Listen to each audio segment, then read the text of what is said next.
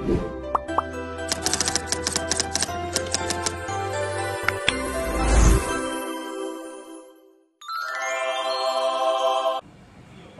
kembali lagi di podcast kita, sukses, tetap ngobrol santai, tapi tetap berisi. Kali ini kita bakal hal yang sering banget muncul di dunia bisnis, tapi kadang bikin bingung, goodwill. Yap, banyak orang ngira ini tuh cuma istilah akuntansi. Padahal ini tuh hal penting yang bisa bikin perusahaan jadi mahal banget. Nah, benar banget nih, kalau disederhanain, goodwill itu kayak nilai lebih perusahaan yang bikin perusahaan itu lebih berharga dibanding nilai aset fisiknya.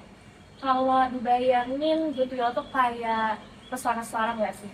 Gak kelihatan tapi berasa. Nah, benar tuh, goodwill juga sering diibaratkan vibes suatu perusahaan. Tapi biar nggak salah paham, yuk kita bahas salah satu komponennya.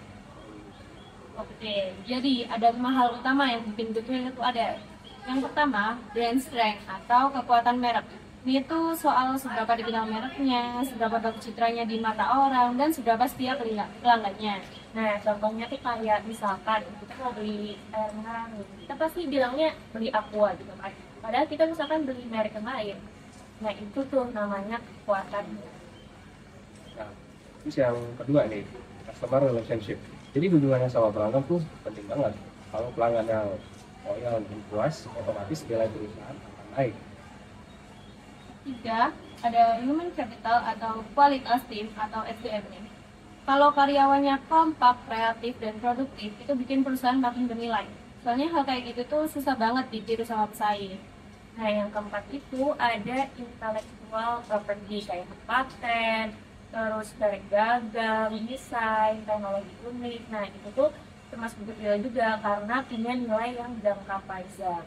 Dan yang terakhir nih, sinergi potensial. Ini muncul kalau dua perusahaan bergabung dari lebih dikenal sebagai merger dan hasilnya lebih efisien atau bahkan menambah pasar baru. Jadi intinya, goodwill itu gabungan dari hal-hal kayak kepercayaan, reputasi, tim yang hebat, sama ide-ide keren. Makanya dia nggak bisa dicatat kayak aset biasa di neraca, tapi tetap jadi bagian dari nilai total perusahaan. Nah, itu tuh yang sering bikin bingung. Karena goodwill itu nggak muncul pada saat pertumbuhan biasa ya, tapi cuma dicatat pada saat akuisisi bisnis. Alias kalau misalkan perusahaan lain itu beli perusahaan lainnya gitu. Jadi, goodwill itu muncul kalau harga beli perusahaan lebih tinggi daripada nilai wajar aset dan utangnya perusahaan tersebut. Misalnya nih, perusahaan A beli perusahaan B seharga 10 miliar. Tapi ternyata nilai aset bersihnya itu cuma 8 miliar. Nah, selisih 2 miliar itulah yang disebut dengan goodwill. Dan pencatatannya itu dilakukan pas transaksi akuisisi selesai. Goodwill itu dicatat di laporan keuangan perusahaan pembeli. Tepatnya tuh di aset tak berujung. Nah, kita juga perlu ingat, goodwill nggak bisa muncul dari perusahaan yang tumbuh sendiri. Walaupun performanya bagus banget, itu cuma dianggap prestasi, bukan goodwill yang bisa dicatat. Nah, ini bagian yang sering bikin kepala ngebul. Gimana sih cara ngitung goodwill itu?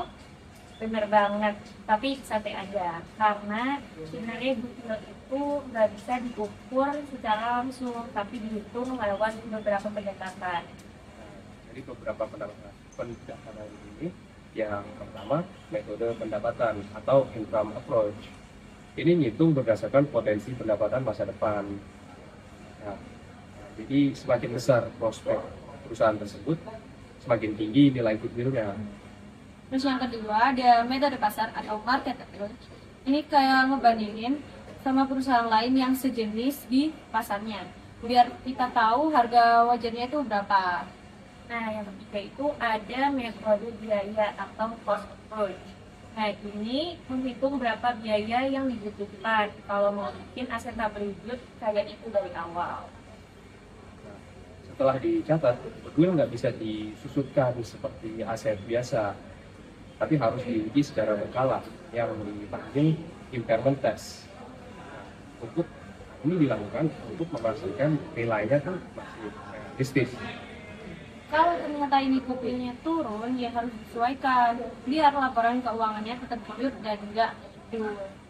Nah, ngomong soal nibul nih, ada bahaya besar nih kalau misalkan goodwill itu dicatat terlalu tinggi. Ya, itu benar. Karena kalau nanti ternyata nilai aslinya lebih rendah, perusahaan bisa rugi besar waktu uji penurunan nilainya dilakukan. Selain itu, kalau nilai goodwill-nya ketinggian, perusahaan bisa kelihatan lebih kecil di tahun-tahun berikutnya. Karena kan penurunan nilainya nanti bakal ngurangin keuntungannya. Nah, yang lebih gawat nih, perusahaan itu bisa salah paham oleh investor karena mereka kira asetnya besar, padahal sebenarnya itu angkanya nggak nyata. Itu. Bahkan bisa bikin rasio keuangannya kelihatan nggak sehat. Kayak total aset yang gede tapi labanya kecil.